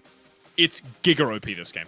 I mean, the crazy thing is, Silas just has every ult is a good ult. Yeah, Silas is every good ult that he's playing. Like he's just got everything. Like he's got invulnerability, Enchanted Crystal Arrow. He can just go Giga mode AP carry with Swain's. Zinzao with that Crescent Strike, he's going to be free. Olaf, Ragnarok, he's just going to be happy. Whichever ult, situationally, whichever ult he can find is just crazy. Like this Silo Vu could just absolutely run with it. Fun fact, Olaf was the first pentakill that I ever got. I had no idea what was going on the entire time. I just hit everyone to death while my team died. It was great. Really? But that is the beauty of Lucian. Lucian's Olaf coming into this team fight. He's going to ignore everything. He's just going to be able to beeline to Chica, absolutely mollywomp them down because the team fight is just so scary. But look, Twee, it's time to jump into it. The last match of the Swiss stage. Yes, sir. Let's do it, man. I'm so excited. The last thing I wanted to point out as well, the third thing I was going to point out, right? We've got the Jax. It's a freak show to carry this game because of how valuable Counter-Strike is. We already talked about how insanely good the Silas is. The third thing is the Varus, right? And you might think Varus is very hard to play. We've already pointed out, obviously, you have an invulnerable, can't be CC'd Olaf running at you. But you have 2 mystical trees facilitating you.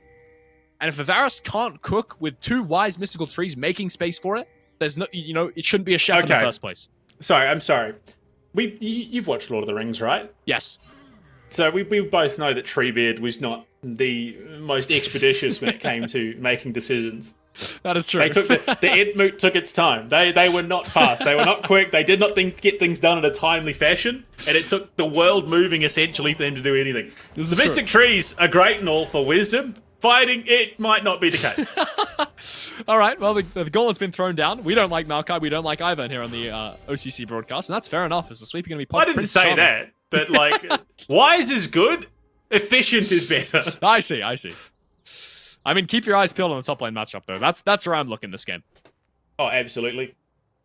And it's Olaf is a favorite of mine. I played him back since I started playing. He was one of the first champs I picked up. He's just insane. Yeah. But this bot lane is going to be so... I mean, realistically, it should just be a trade. Like, no one should be dying, no one should be in threat, but having watched that last game, it is just going to be an absolute mess. I can already tell you that much. Every single lane is heavy trading. It is 1 minute 50 seconds in the game. We've got 3 heavy trades. Well, bot will be in a second on the level 2 here. This is crazy. Well, let's see how loose Kevin Bacon's feet are in this matchup. I mean, realistically... There shouldn't be a huge amount of kill threat. Ash should be doing a little bit better just because the volley, the slow, they should have the setup for this Tarek stun as well, especially with 2 hitting now. They should have everything they need to threaten a kill if they find the opening. But if G-Meow are smart, they don't play this lane aggressively at all, which is exactly what they're doing. They're playing towards their side of the lane. They're playing under the tower. They're just quite happy to slow the farm down. Tez is... What's up, fellas? How's it going? And the big benefit for Tezza is he does not have to worry about aggroing his Gromp and killing his bot lane because that can't happen. Yeah. And we're talking about the efficiency before. I actually hold that thought because this is a beautiful little counter-strike there from Akame.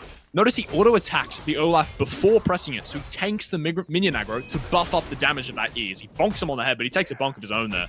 Lucian not backing down to the challenge being thrown here by the Jax. But the benefit of the Wise Mystical Tree in the jungle is that he's a very efficient clearer. Level 4, 2 minute 58 full clear right there. Xin Zhao's still on the red buff. Spot on award, though, is Tezzaboy. Yeah, so he's going to be known. Realistically, Lucian shouldn't be in too much trouble. He's had an alright time, given Olaf should always just bully Jax out because that axe isn't going to have to worry about the counter-strike. The undertow is just a crazy ability, but no, okay, so Tez is still going to be looking for it. It just forces Lucian back, and that is the pressure that Tez needs to offer. It's not about effecting a gank onto the Olaf, it's about pushing him back and giving the idea that a gank might be coming so that he plays a little bit slower, allows Akame out to start farming. Yeah, Scuttle Crab's going to be spawning any second here. I mean, you can see that Tezzaboy, he's already marked his. He's on top of that Scuttle Crab timer, taking it out with the smite as well. He's so fast in the clear here, so efficient on the either. Now Spinit's going to start up his own Scuttle Crab, finish off his full clear, but he's down about 15 seconds of tempo, and you're going to see that's impacting mid already. Tezzaboy not going to find the gank angle. Maybe going to be able to contest the Scuttle Crab? Nope, not going to look like it. Reset's coming through now, and nothing happening in the first 4 minutes of the game. This is a change. I like this. Wow, imagine if they had the vision we did. If they did, they'd be cheating, but there could have been a pretty easy commit. Spinach collapses in onto Silo. He has the flash. They could have got that engage off. They might have even burned size, which they probably would have, honestly, but yeah, it would have been an advantage in the mid lane, giving them some breathing room. Around the map, so far, things are pretty even. The lane's sort of leaning the way you would expect. Every lane is just slightly Himiko's way. Okay, fighting. There's a heavy trade. Actually missed the E, but the Conqueror is 12 stacks now. Cooldown's fairly long for the Silas. 3 seconds left on that W. He's been rooted. And Bradley's actually manages to get a solo kill in that situation. That's brilliant from Bradley's. 2 trees now and a dream here as Kevin Bacon. His footwork is fancy. Maybe he's loose enough to escape from this, and I think he just might be. Doesn't have the flash, doesn't have the cleanse, but he does have enough HP to live that piercing arrow sent straight at his heart. Doesn't sidestep it, doesn't even need to. Gonna take the reset, and that is first blood in the mid lane. That would have been literally max range on the route. Like, that was crazy. In the top lane, though, Lucian's come back in, started a fight, decided he couldn't take the fight, and he's had to pop the ghost as well. So he's down summoners. This is so bad. If you die right now, you are cooked for the whole game. Akame has flash. He doesn't do it. That is so much restraint right there from Akame. You have flash in this situation, right? If you're Jax, that's a dead Olaf. You're staring at a dead Olaf. But he understands that a reset Olaf is the same as a dead Olaf. Level 5 Olaf, no TP. Look at the wave that's just crashed. It's beautiful from Akame. Gets the same outcome, holds his flash. And now he's even on farm. He's even got the stacks. Lucian hasn't even hit 6 yet. So this is just phenomenal stuff coming out of G Meow in the top lane. Akame is just bided his time. This is just a known quantity for the entire game because of that hawk shot. Gotta be so frustrating playing against Ashe. That is where you want that lead to establish itself, though. If Akame could win lane, which he looks like he already is, he's just winning these trades. Oh, another fight in the mid lane. Kingslayer in 4 seconds has the ultimate if he should choose to steal from the Swain there, but he's actually not going to. Gets a Swain ultimate, doesn't actually invest his own ultimate, so I gotta say, Silofu happy with that trade, because Zolin is now significantly stronger. Yeah, I mean, Lucian now can't contest, because... Oh, this is just so brutal in that top lane. Olaf not being able to do anything. This is a 2v3 in mid lane. They can't take this fight, even though Bradley doesn't have the ultimate. Spinach using that bush to his advantage there, actually taking the flash out of Tezaboy. It's a 3-man Swain ultimate from Silofu, but he can't play this fight. Has to run away, has to eat a safety. Huge flash from Bradley is going to take him out. Gets knocked back into the tower by the Wise Mystical Tree. Wise Mystical Lethal Tree at that, as the Swain going to crumble in the mid lane, but not after, or not, sorry, not before he's done his work. Onto Silofu. Dominance established. Bradley's 3-1. Yeah, look, okay. So I think that's exactly what I was saying. The Ents took their time, but once they got moving, boy, did they move. Neymar rotates into the mid lane, finds himself, I mean, a kill. Unfortunately, two of his teammates died to get it, but hey, look, the Ents did something there. And Brad, yeah, he's 3-1. He dies to the support, which is exactly where you want that goal to be going. 2 grubs for 1. Oh, sorry, 1 grub for 2, actually. As G Meow will now walk in and take the rest of them, but denies them that feat, or at least progress towards the feat of Monster Slaying. The problem being, still in this top lane, Lucian cannot contest this Jax 1v1. That is a problem, and it will continue to be a problem until Lucian gets a bit of space. Once those lane swaps start happening and can go farm, then he will start to, you know, really get himself back into this game. And as a result, you can see now Akame said, look, I can go into the jungle, I can get some deep vision down. He doesn't need to back off just yet. He's going to get those, you know, the healing fruit and the river as well. So he's back to lane, happy as Larry, and he's still got the summoner difference. And I think that problem actually might exist until the Nexus explodes, realistically, because there's no point, now that Jax has this lead, where Olaf is realistically going to be able to come back and take the 1v1. Literally just because Counter-Strike is so overpowered. That no longer becomes a problem once the lane swaps happen, because his priority is then obviously on just the wave, so it's 100%. Not the 1v1. Yeah. Bit of a mid-trade here. That E going to be sidestepped there. Silofu learns from his mistakes, but he's already made 2 of them, and that's probably enough to get Bradley's going. Hawk shot now. I mean, you're right. He's just a known quantity. Tezaboy, Teemo flashed to the camera yet again. About the 4th time we've seen him do that this game. Yeah, I think he's got it probably bound and ready to go whenever he wants to use it. Scroll wheel, yeah. Yeah, they find, unfortunately, just one of those ever-present Maokai. Oh dear, Lucian, no. This is not winning, Lucian. Even though you have the Ragnarok, Grandmasters might invest, and you can just see how punishing this matchup is. A lamppost to the face does really bad damage to your dental. And Lucian's finding that out right now as he's spitting out teeth left and right. Yeah, unfortunately, he's not going to be able to do much into this lane until things change. Sai's going to go in. Brad takes a tower shot, but he's still going to be sitting pretty happy. Swain has a huge amount of sustain in the kit. And I think he is going to be able to get, I think it's going to be Blackfire Torch to start things off, which means he's going to be even stronger going back into the lane. Sai has already had a rough time. He's down 17 CS and 3 kills to boot. So things go from bad to worse. He's not leaving just yet. He's going to hold it for the moment, knowing full well that there could be plays made in the very near future, especially around Tezza. He's pretty telegraphed in terms of where they can find him. I think that was with the Hawk shot. He actually manages to get that Wind Becomes Lightning. Second Wind Becomes Lightning, already off cooldown. So much CDR already for Spinach, and he's just cut down the tree where it stands. This jungle is ours. Time for some deforestation this game. That's brilliant. And yeah, I mean, that's the blue buff there. Well, next lot of Void Grubs is still less than 2 minutes away.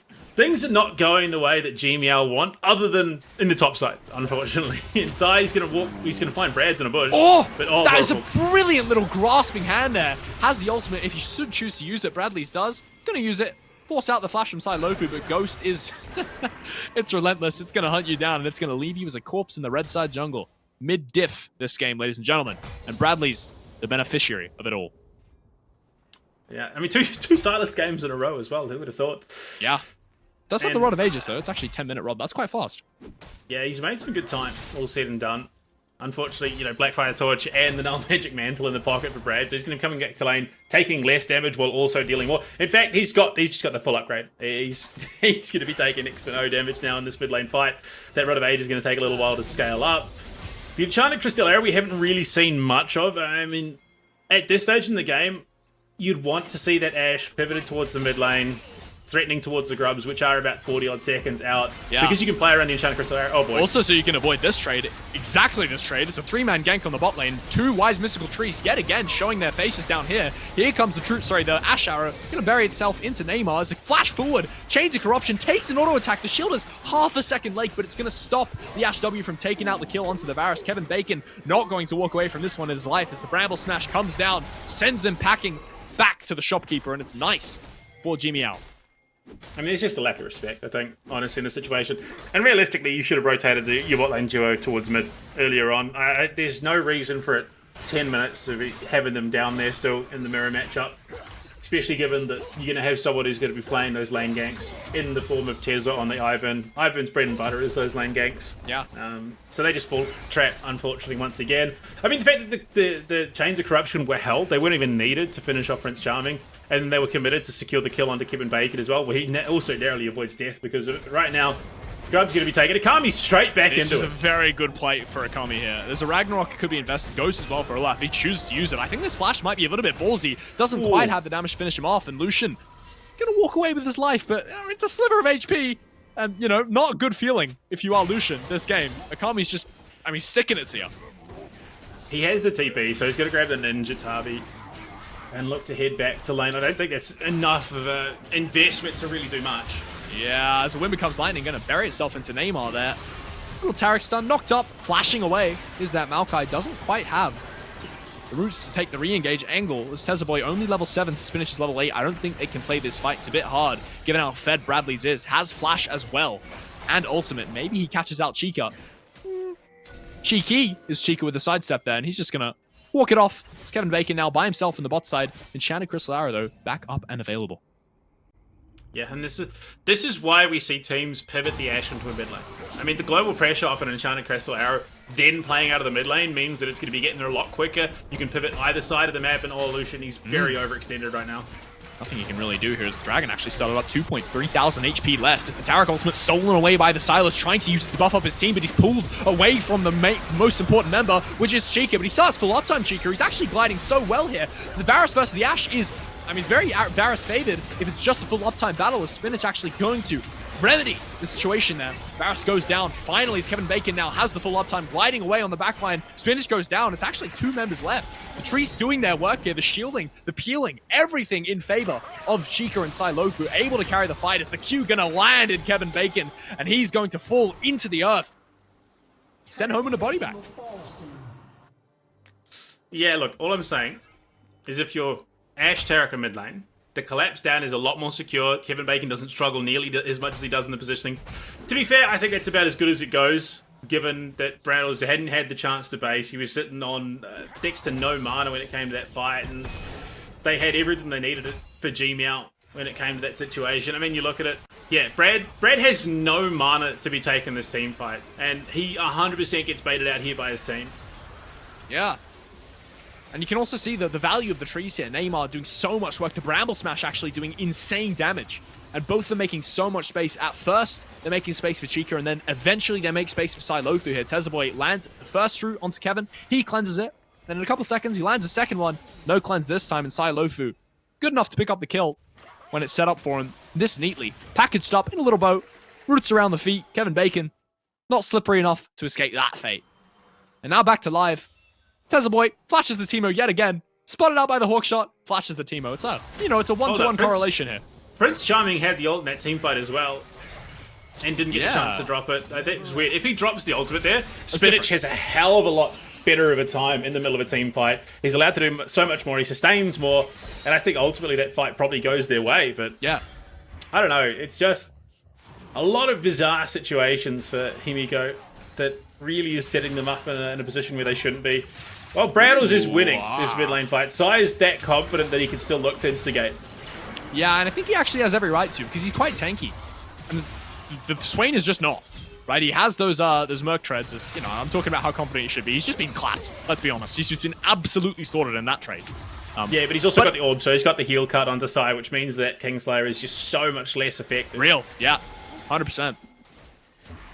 Maybe a little bit of a skirmish over Scuttlecrab here, and I think the game is it's deadlocked, man. Look at the gold. Dead even, 7-7, one dragon apiece. The one big difference being that, well, there are more Void Grubs that have gone the way of Himiko, which I think is going to be a big boon for them. You can see the TP coming in, Lucian can do next, and I mean, honestly, at this stage, why is your Ashe still bot lane? Yeah, I think that is a big error. Free Lucian up, for the love of God. Yeah. Because he cannot step out of his way.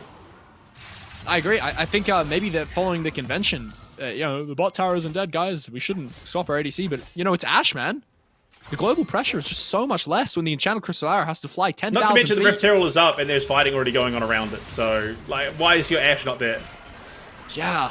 No, I think it's a big mistake. I think it is a really big mistake. At least the Hawkshot's gonna find some value here. Spot out the Rift Herald. Tesla Boy yet again. Flash the Teemo, man, please! Oh, he forgot. Nah, too busy, too locked in.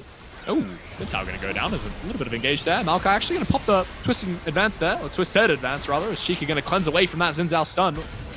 Bradley's popped the ultimate. I don't think this fight is actually that good for G Meow because the Enchanted Crystallara has buried itself in the Tesla Boy, and it's a massive engage here. Bradley's doing so much damage, just cleaving down everyone. Ragnarok coming through the backline. Lucian gonna live on a sliver of HP as Bradley's with a triple kill out of absolutely nowhere.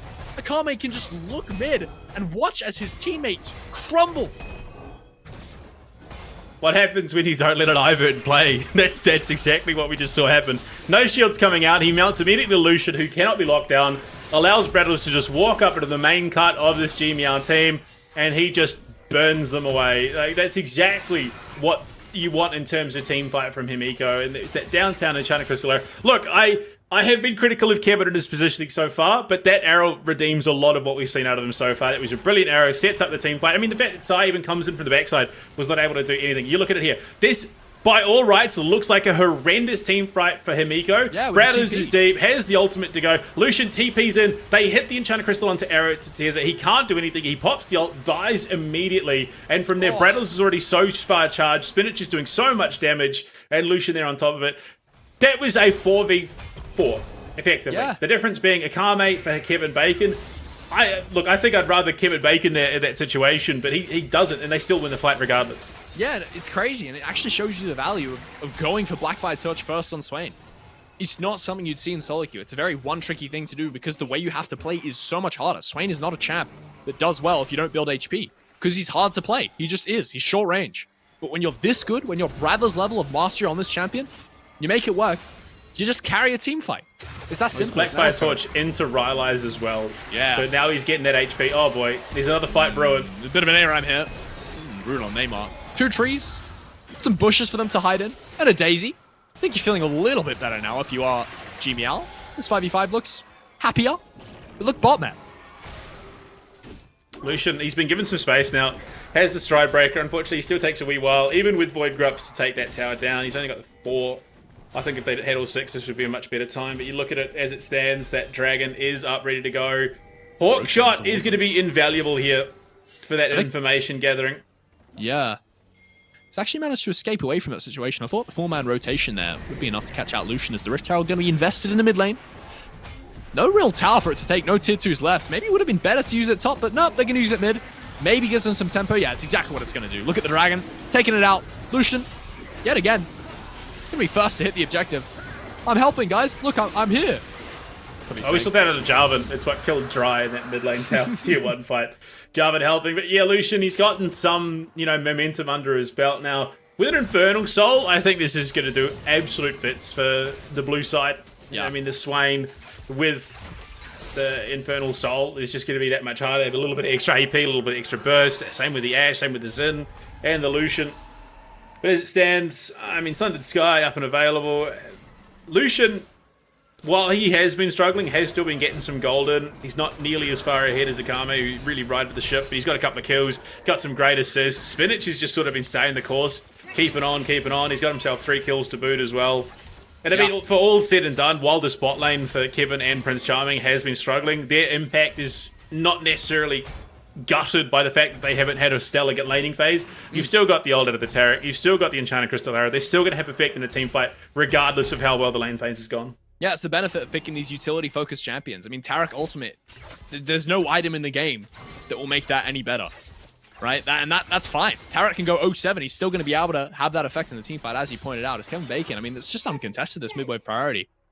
I think like, the one interaction that removes it, isn't it Mordecai's? If you take him into the realm, it has to be as it's falling. As it's falling. So like the one like counterplay to it, which you're not going to be drafting just to purely counter a Tarek. So imagine they made an item that could do Mordekaiser Death Realm, man. That would be great. I'd love that. I'd play Darius, build my Mordekaiser Death Realm item, take the ADC in, Silofu actually. This is not a fight you want, man. There's 4 of them. Anacon's up as well. If you get caught out, Zinzao Ultimate maybe going to be enough insecting Spinach into the tower. He's playing it quite well to stay alive in this situation. The only way out there was to steal Spinach's Zinzao Ultimate. TP invested from Lucian. Now 4 members on the top side here, but look at Akame on bot. There's no TP to match him. Actually, 0 way of stopping him from hitting this tower. And I think a big mistake from Lucian there, seeing a fight in the Phantom. Yeah, I mean, Ronas Anacon's good. It's going to do a lot for the team, but so is map priority. There was no need to sort of wait. I mean, if they'd held the Rift Herald there, dropped it on the tier 1, they would have cracked it for sure and given themselves some more room, but they're just going to straight fight it. It's 4,000 HP left, actually. It's inside of the bushes. Here comes the Tarek Ultimate. CC immune and invulnerable as the Olaf as he's running down Neymar. It's a Q flash on top of the Silas there. Enchanted Crystal Arrow yet again going to find its way into his face. And now Akame, he's TP, but he's a little bit late. It's a 1v4 situation. I don't think you can win this, my friend, even with all the Grandmaster's might in the damn world. Anakin now going to go down. Bradley's yet again just cleaning through every single member of G Meow, and this time, not one of them will escape his ire. It's 5 members die of G Meow. It is just criminal. The Enchanted Crystal Arrows that Kevin Bacon has pulled off. One onto Tezza in that fight under the tier 2 in the mid lane to completely remove him from the fight. The second, threading the needle onto Silofu, who is a large portion of your team's damage. Yeah. And Akame just, well and truly too late on the TP. It's almost government bailout territory for Himiko at the moment. There is just no way to deal with the Swain. There is still no heal cut. There's no ignite. There's nothing doing to try. Unfortunately, someone is going to have to invest in that direction. Someone is going to have to bring heal cut, and unfortunately, no one is going to want to expend that gold on the side of G-Meow. Yeah, it's so awkward. I think it has to be Tezza or maybe Neymar, but Tezza's realistically doesn't have too much effect until he finishes the damn item. It's got to be 2.2k gold until your shields start giving people anti-heal. Well, I mean, honestly, the best option is Silofu at the moment. Yeah, I agree. Again, he's not the person that you want that heal cut on. No, he's not at all. He wants that money to invest in real things, real items. So top wave now, he's sitting on a ward. Could be an Ash Arrow that finds its way over to him, but they're not going to pull the trigger. No one around, really, to punish that. It's the reset going to come through. But he's on vision for the reset, which is nice. Kevin Bacon has the priority to take over the mid wave, and Bradley's, look at him on bot, man. Constricting the map. Himiko Toga's shower. The man is an absolute tank, and he's building towards that Leandris as well. And now he's getting burn upon burn upon burn upon burn. He's 8-2-8 on this Swain, and he's a good 60-odd gold. Probably closer to 50 now ahead. Yeah, I mean, look, that is the same disparity that we saw out of the jungle between the Kindred and the Jarvan in our last game. That was enough to win the game. And I think this one, it's looking like that too. Obviously, there's still some roads back in. It's only a 5k gold lead I've seen worse thrown in bigger events. But it's pretty hard.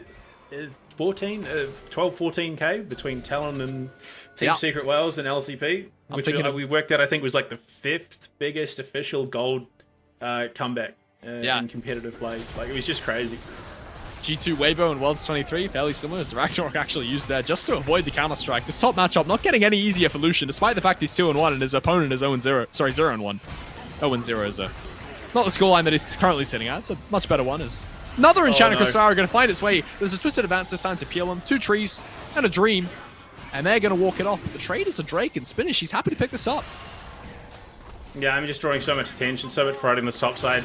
They wanted to make a play to open the map, but you could see the game plan. G-Meow want to open the map so they can make a play towards the Baron. Spinach can still take this pretty uncontested, and Brad's just coming in from behind. Sai's dead. He's just dead. This is a tactical int, I think. Never mind. I'm going to shut my mouth, in fact. That's Spinach who's on the chopping block here. He's going to flash the wall. Has the Zenza ultimate to stay alive in that situation. I really thought Sai Lofu was just pulling a little bit of a feed. But in fact, he knew what he was doing, I guess. Didn't steal away the Drake, though. His smite's pretty good when it comes to last hitting those objectives. And Spinach. I mean, the fact that Spinach gets out from that as well. He had 4 members of G-Meow collapsing in on him, and they were still able to get him back with the help of Prince Charming. Didn't even have to commit the ult. They just could throw a heal down. Yeah. He got the heal. He just got the natural passive Sundered Sky Xin Zhao combo healing, and he just flashes over the wall away to safety. So they get absolutely nothing out of that for G-Meow. They lose yet another Drake. It's Infernal Soul Point now for Himiko. Chica, while he's got some items built, he's sitting pretty happy, all said and done. He's still not going to have the same effect as an Ashes. He's got to get that much closer, that much more threat of being jumped on, and one of the targets that he's going to be looking for is just going to completely ignore it in the form of Lucian on the Olaf. So, Lucian, I don't think you can take this fight still, unfortunately. There you go, the execution is calling out for Akame, which again, given how team fights have been going, he's been one of the last players on G-Meow to get to these team fights. That is not where you want it. No, and I think that the effect as well is quite limited, right? Jax is not really an AoE guy. He just kind of blasts the same, single target. I guess if that target is Swain, it's okay. But hold that thought, because Baron's been started up. Obviously, they know about this. There's 2 control wards in the pit. It's extra safety there. 3rd control ward just been dropped over the wall. They have to engage this somehow. They have Twisted Advance. They have Daisy. They have all the tools they need, but they don't have the Jax here. So it's a 4v4 situation. Without the Jax, 3,000 HP left on the Baron. It's getting melted. It's getting cleaved down here. It's the Ashe ultimate invested. 2,500 HP left. The Tarek ultimate comes through a little bit early for my likings. The stun is good, though. Spinach finds its angle onto Chica. They're full committed off the Baron here. Onto the members of G-Meow, and it's just going to work. They can just run at them in a straight down line and take Lucian every won the single one 1v1. What? How has this happened? Well, I mean, Counter-Strike does nothing with Ragnarok available, so for all Akami's effort there, he was never going to win that fight, I think, in the straight 1v1. Execution scoring apparently just does not do enough. Yeah, that's crazy to me. Well, I think what it must have been, as the Baron, we're just watching the Baron get killed here. The reason that should never be winning is because if Olaf cannot auto-attack, his ultimate doesn't refresh. Olaf cannot auto-attack versus Jax if he presses E. So Akame must have engaged with E before the Olaf pressed R. That's what must have happened. Realistically, the steroid that you have is an Olaf plus Conqueror as well. So that disparity would have meant that Lucian was just healing an absurd amount compared to what Akame could do. Yeah, that is fair. Plus the natural steroid of being an Olaf. He scales up with attack speed, the less HP he has. He's just got everything in his kit. The undertow as well, refreshing if you're standing close. So your one kit item that would have been good into an Olaf kind of is nullified. By the fact damage that he can just he can then purge the stun anyway. Ah, actually that does refresh the ultimate as well, using the undertow. Kame though, he wants some blood here. He's had enough. He's going to take this engage. It's not just him though. There's a TP coming through. I think they thought there was a play there, seeing Phantoms again, but there's just nothing. Unfortunate. And I mean, 19 to 8. Okay, they're going to fight again. CC Grandmaster Smite, CC Immune doesn't have the counter-strike this time. He's just going to run it off. Lucian, he seems pretty unkillable. This is another counter-strike. The Enchanted Crystal are going to make sure it's actually a 1v1 here. As look at the undertow damage onto Akame there. I think Lucian maybe can turn this if he so chooses. Another E coming through. This time the Grandmaster's Might not available, but the counter-strike is, and that's definitely going to be enough. Bot tower the trade on the other side of the map, and you got to say, I think Himiko Toga's Shower, they're not too upset about this. I'm sorry, another top fight where multiple members have been drawn exactly. in only for mid and bot lane to be punished because of it. Yeah, cool, okay. Mid goes down all the way to the base. Akame is going to be doing anything and everything that he can to try and keep this wave pushed out so that his top side does not suffer the same fate. But realistically, that's consolation prizes at best. They've cracked your mid lane. They haven't got the inhibitor, but there's always going to be that threat that they can just keep pushing on through. Yeah. Speaking of threats as well, I mean, 40 seconds until the Dragon Soul is up and available for Himiko Toga's Shower. Every single person on their team is going to be up and available for that. All the ultimates as well. They're going to be back. And I think in a 5v5 situation where all the ultimates are back, you got to be back in the team with the bigger wallets. And the team with the bigger wallets, by a significant margin, is Himiko Toga's Shower. Absolutely. I mean, Brad, I was looking at him. He's 3 items deep. He's working he's his a way monster. towards the Zonias. He's got the arm guard as well. So in the next team fight, wow, okay, so the Knight's Vow even committed onto Brad. Oh my They god. know that Brad is the win condition. Yeah. And if he continues what we've been seeing in the last couple team fights, where he just kind of walks at them, right? Like he just right-clicks on their heads off the back of Spinach's engage. And it seems to work, man. So why make it any more complicated than that? Once the Swain presses ultimate, he does become a raid boss. I mean, that's it. So not only that, he's got Prince Charming with the ult as well. Lucian's going to be starting up the Drake while this is going on. That's nice, actually. It's a fake out. I don't think they understand. No, the Drake's gone. There's nothing they can do. That was brilliant. They faked it out. They show on mid. They think that, oh, they can't start the Drake because obviously Spinach is showing on mid wave right now. Their ADC showing on mid wave. Lucian's just soloing it. They don't consider it an option, so they can't contest the solo, and that's Infernal Soul going over. With the Ruinous Atacon. Yeah, it's all coming apart here for G-Meow, unfortunately. The Molotov Kitties, the revolutionaries, are probably not long for this world. Infernal Soul taken. I mean, that is just an insane amount of damage, stacked on top of damage, and they're just going to look to try and fight it. Yeah, here comes Daisy, Twisted Advance as well. Shadow Kusarara, they're all being thrown at Prince Charming here. Not going to look so charming after he takes this battering. Face going to be all bruised up, couple black eyes, but he's just going to walk it off. Go back to base. It's the Q flash. I don't, never mind. They're not done beating on him yet. But he's going to flash in this time. Has the Gem Caller coming from the skies to bring salvation to his team. And here comes Bradley's sprinting at full speed, just floating towards the members of G-Meow. Lucian running in the backline here with the Ragnarok, going to take out Tezza Boy, and all the damage in the world being done by Bradley's. And it's just more than enough to send G-Meow barreling out of this tournament. That's the game. It's 24-9, 31 minutes in, and Bradley's has put on a masterclass. Backed up by Spinach, backed up by Prince Charming's ultimate, backed up by the beautiful arrows of Kevin Bacon. That is the game over. Jinx Rocket hitting the Nexus, and victory screen displayed to Himiko Toga's shower.